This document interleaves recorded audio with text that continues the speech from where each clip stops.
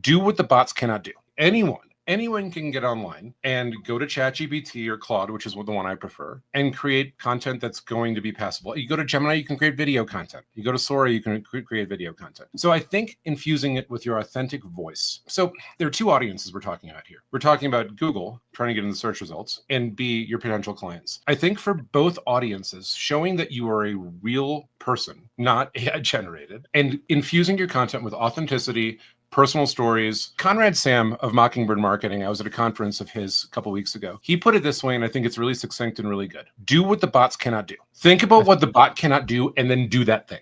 Welcome to Harry Handles It, a podcast where we dive into the world of personal growth, success strategies, and everything in between. I'm your host, Harry Nalbandyan, and today we're going to chat with an incredible guest who has some amazing insights to share. Remember, no matter what life throws your way, I'm here to help you handle it. So let's get started. Welcome to the Harry Handles It podcast, where we've got the wonderful guest, David Arato, on today, who is the founder and CEO of Lexicon Legal Content.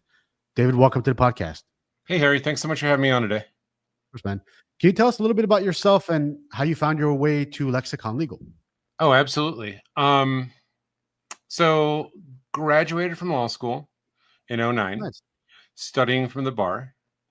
And I started doing this, writing content for an agency in St. Louis that no longer exists on a freelance basis. And I realized pretty quickly there was a big market for this. Like no one was serving the market.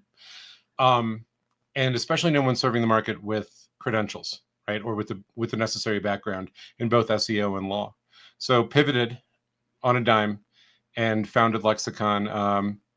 It was kind of a slow roll. Like I started doing it on a freelance basis, formed the LLC, did the DBA. 2013, I would say, is our official founding. Okay. That's awesome, man. Yeah. So that's interesting. What's the SEO background? I know you told me you went to law school. Just learning it in practice. Learning it in practice. I mean, it's such an evolving field, right? SEO changes, especially these days. Like what's working one week isn't going to work the next week, right? Right. And I've always had a technical background, not educationally, but I've been good. And with computers my whole life, right? And the internet, and I've been an early adopter of stuff. So working this nexus of search engine optimization, having a legal background, being a good writer.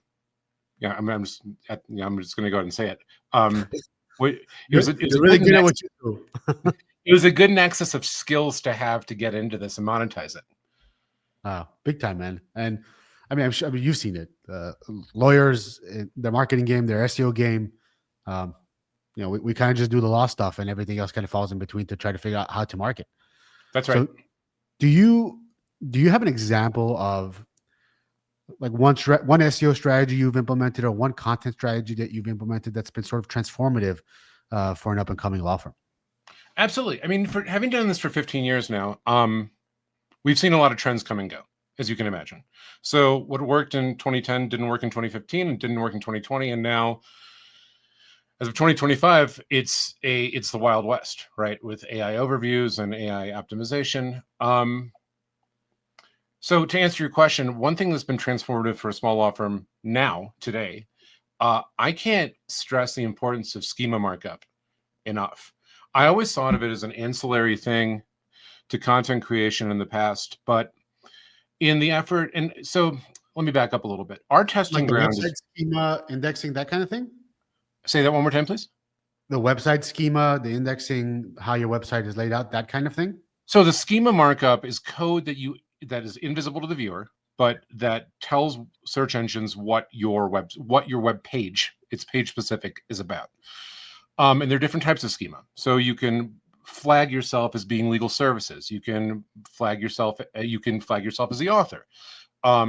You can flag FAQs in structured data, so it's more likely to appear in the featured snippets, which now have been replaced by the AI overviews. And what we're seeing, and what I was going to say is that our testing ground is really our own content, on our website. That's where we test these ideas mostly. And unsurprisingly, we've been trying really hard to get into the AI overviews for keywords that are relevant to what we do. For example, getting your law firm into the AI overviews, very meta level, right?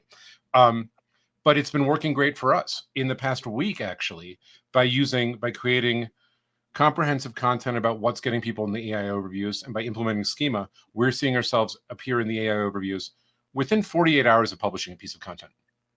Nice. It's Yeah, so it seems like to me the AI overview is pretty dynamic. It Like is. the firms that are on there or can be on there change day to day, week to week. Absolutely. Not like the SEO. I mean, Absolutely. SEO stuff changes too. I've seen firms that use black hat methods or whatever, they don't do the things the right way. They can get jumped off pretty easy. But if a firm has been doing it pretty well for the last 25 years, they pretty much stay on there. Absolutely. And I think there's something with domain authority there, how long the domain has been around, right? If you're new, it's very hard to rank. So for a new law firm, you're getting into a market that's pretty saturated already, but that doesn't mean don't do it. Bright Edge recently released the results of a study. They did a 16th or 24-month study, something along those lines, a long study of overlap between organic SEO results and the AI overviews. And what it found that was that I think maybe 40 to 50% of SEO organic results were appearing in the AI overviews. So there's a lot of overlap. Okay. Even more so for any content or businesses that had to do with your money or your life, as Google calls it, YMYL. So law, finance, healthcare, any sort of content that has the potential to substantially impact someone's money or life. The overlap between the organic results and the AI overviews was in the 70% in the 70s as a percentile, Wow. which means to me, as someone who's helping law firms market themselves, don't change your strategy too much, right? If what was working for traditional SEO before ChatGPT came along in late 2022 is still what just create good content, get backlinks, create content that's actually helping the consumer, right? Or your potential client. Fundamentals, it seems like. The fundamentals of SEO don't change. Make good stuff, right? Like make good stuff that people want. Yep. Be informative, and everything else will follow. Demonstrate expertise, experience, authority, and trust. Google has been clear about that for years now, and it seems that that guidance has not fundamentally changed. I think the way you're structuring content has changed significantly. Again, the schema markup or answering the question right away, right? What should I do after a car accident? Let's take some low-hanging fruit here as an example. Don't bury that under a discussion of comparative negligence, right? Like tell the potential client, here are the things you should do, and ultimately the thing you should do is pick up the phone and call us, right? Yes. Yeah. Lots of words. Call Harry. Call me right now. Yeah. You get it. That's a good point, man. Have you found that the AI world, some of the content that gets either created by AI or generated or edited by AI, do you find any of that stuff has made a difference? Are you asking? Let me ask the question back to make sure I understand. Yeah. Are you asking me whether generative AI has changed the way we create content? Yes. Very much yes. I've been on a few podcasts recently. I'm telling the same anecdote, but I'll tell you again. So in 2022, December, around Christmas, I played with ChatGPT for the first time. I looked at my wife, who's my business partner, and she's an attorney. I looked at her, and I'm not licensed in Colorado, where I live. And I looked at Aaron, and I go, I am going to sign up for the July bar because we're going to be out of business in 6 months. That's what I said to her, right? Luckily, that didn't happen. I will say this. The job has fundamentally changed in the past almost 3 years. We don't use AI to generate full pieces of content. But what AI is really good at is helping us brainstorm ideas for a firm that wants to really hit truck accidents hard. Like, give us 50 topics on truck accident, and it's really comprehensive and really good, right?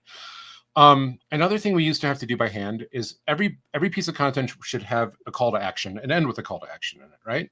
So if we're doing, again, let's use this 50 pieces of content example, and we want to do a call to action 50 different ways, we used to have to do that by hand. And AI is really, really good at rewriting that content in a different way, but keeping the value proposition the same, but creating unique content so Google actually indexes it and doesn't look at it as duplicate content and ignore it. AI is great at outlining. Give me subheadings for this 2,000 word piece of content on family law in Ohio, right?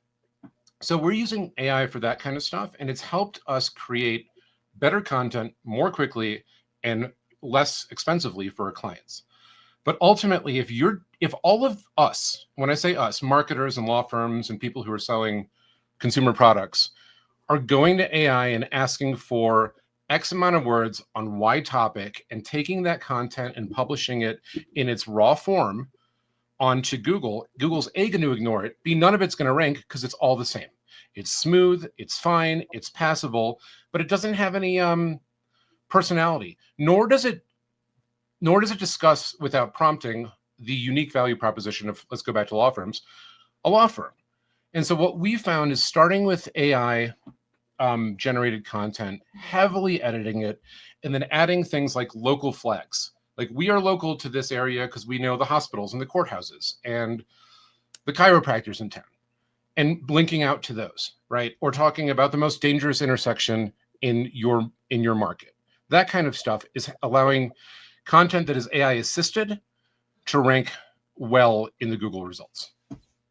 That makes sense. I mean, it seems like fundamentally AI for now hasn't replaced really any of our jobs. It just made our jobs a lot easier and better. Yes. Maybe easier is not the right word, but better for sure. The brainstorming, the outlining, so good. I think it allows us to work on strategy and not larger, but higher level concepts in our businesses, right? Rather than doing work that ideally we should be delegating to staff, right? Correct. 100%. Now, what piece of advice would you have for law firms who want to stand out online or make a presence? How would they develop content that cancels out some of the noise that, I mean, look, there's thousands of different TikTok trends. There's thousands of different Instagram trends. There's different things that people are doing on Facebook. I mean, where does somebody start? Well, so keep in mind that we focus on textual content only. So we're not doing video. So keep that in mind. But I think this general advice probably applies to all formats of content.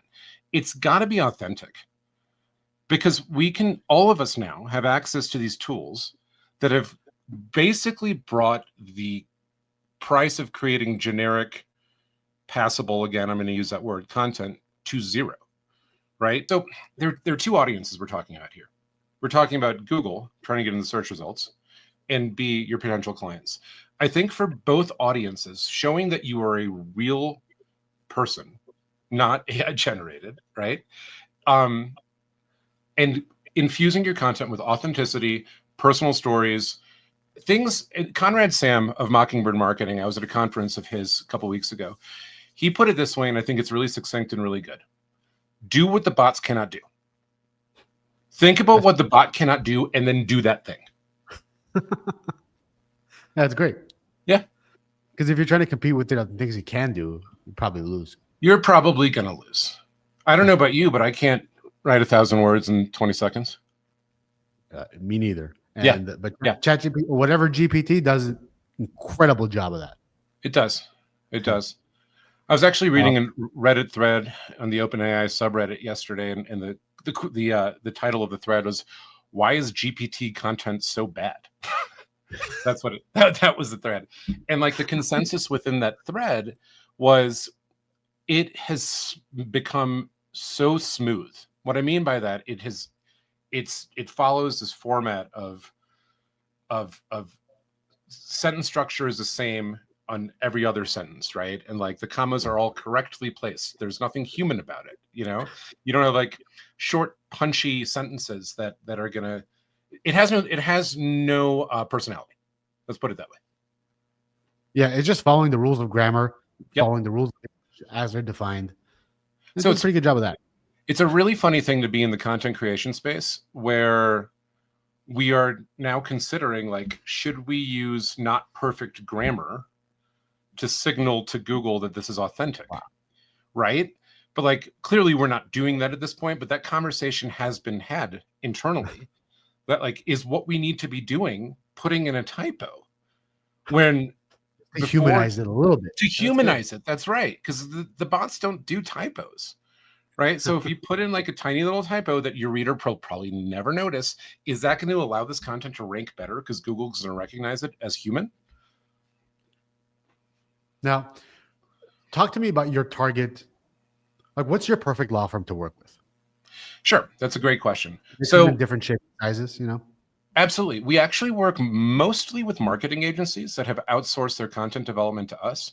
So picture a generalist marketing agency that has 4 or 5 law firm clients, and they can build the website and they can do the backlinking, they can do the market analysis, but they do not have the expertise to create the content or ensure the content is compliant with the rules of professional conduct, to make sure that it's legally accurate, et cetera, et cetera. So they bring us in as a white label partner, and we're creating that content on behalf of them. That said, we definitely do have a retail side of our business when we work directly with law firms.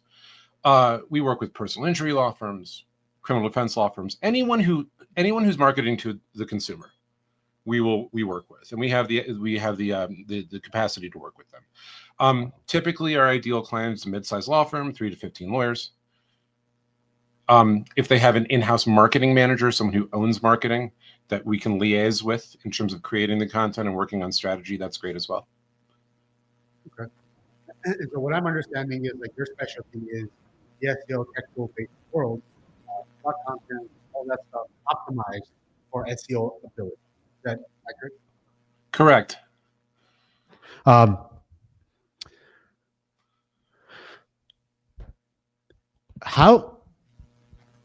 mid-sized law firm, they need to do more than just textual-based SEO. How do you synchronize with the different marketing initiatives that firms have, whether it's PPC, whether it's social, whether it's traditional, whether it's guerrilla marketing, whatever it is? How do you mesh all that together, just providing this one service? Interesting question. Often when we work with a client who has that other marketing going on, if they're doing it internally, we will synchronize with their marketing manager and work with them. If they have an outside marketing agency that's doing everything but content, we will have 3-person meetings as to what we're doing is supporting the other efforts. Got it. Okay. Often what we're doing too, and we work with a couple social media agencies so all of this content works together ultimately, right? It has like a synchronous effect. And again, we do textual content. So a lot of that really has to do with blogging and going after long tail keywords that are high intent, maybe not so high search volume.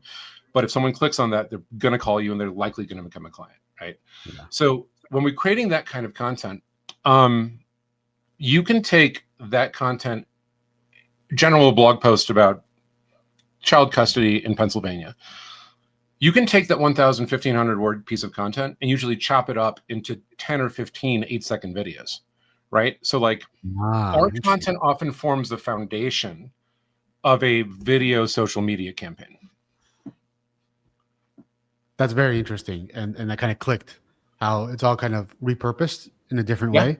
Absolutely. And that's very clever. It provides that synergy. So if somebody sees the blog post, they get hit with a marketing cookie or whatever, they see your social media and you're sending the same message. That's pretty powerful.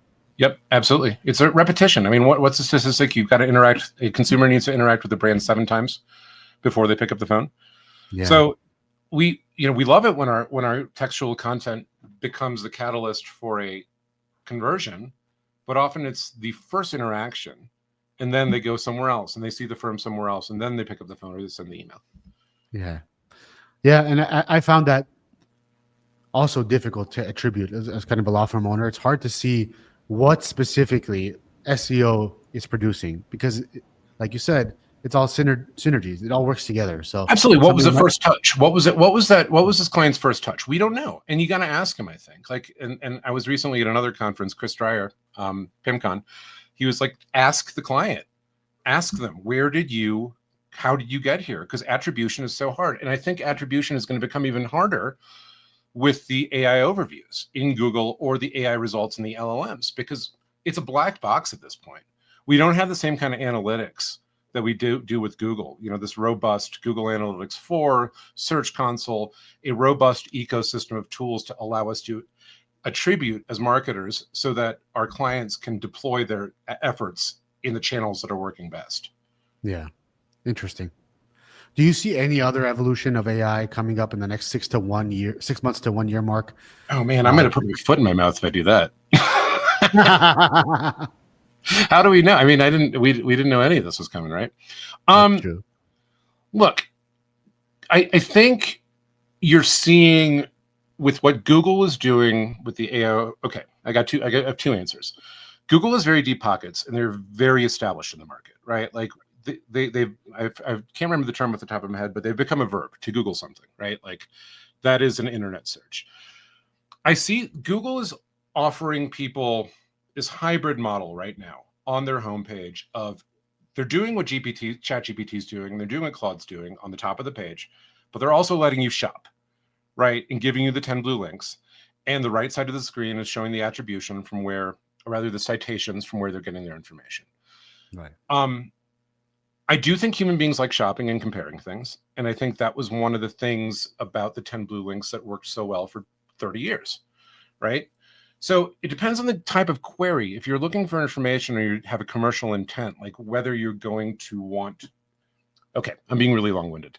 I see a hybrid model between the traditional search results and AI overviews taking hold and being what consumers expect in the future. Secondly, I don't know that that Anthropic or OpenAI or Google's Gemini division, I don't know if it's separate, is running at a profit right now, right? Like the $20 a month that I'm paying Claude is not covering their compute costs. I know that for a fact. Right. So I think we're going to see more monetization. Interesting. And I'm and so that's what I've been waiting for. I mean, once the AI overview stuff came out, I was like, this is the next PPC. This is the next 100%. LSA. This is the next something. Yep. And it's, how do you get in front of it? And I guess only time will tell. Yeah. And that's what we're working on right now is how do we get our content and our clients' content into the AI overviews? Because it's also a question of real estate to some extent, I think, right? Like I said, monetization, like Google, like PPC was putting organic results under the fold. Consumers have to scroll down to find the organic results. At the time, that made me nervous. I was like, so is this devaluing SEO? It didn't devalue SEO because a lot of consumers are savvy enough to think, oh, this guy's paying for this spot. Yeah. Right? They know it's an ad, yeah. Exactly. You see that sponsored result, and a lot of consumers skip them. That being said, a lot of consumers, like, it worked. I've talked to many law firm owners that have done great with PPC.